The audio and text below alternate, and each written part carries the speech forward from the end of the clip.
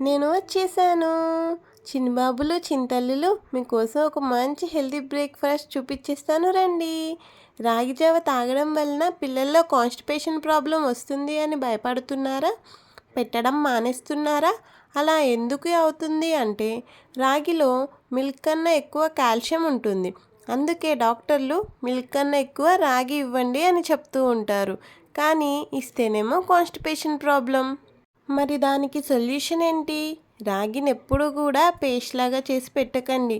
నేను చూపించిన విధంగా కొంచెం పల్చగా చేసి మజ్జిగ వేసి పెడితే కాన్‌స్టిపేషన్ ఉన్న పిల్లల్లో కూడా ఆ ప్రాబ్లం పోవడానికి హెల్ప్ చేస్తుంది. లాక్టిక్ ఎలర్జీస్ ఉన్న వాళ్ళకైతే బనానాను పేస్ట్ చేసి మిక్స్ చేసి ఇవ్వచ్చు. లేదంటే ఇలా పల్చగా చేసి ఉప్పు వేసి పెట్టినా కూడా మంచిదే. డోంట్ ఫర్గెట్ అమ్మలు, మన పిల్లల హెల్త్ మన చేతుల్లోనే.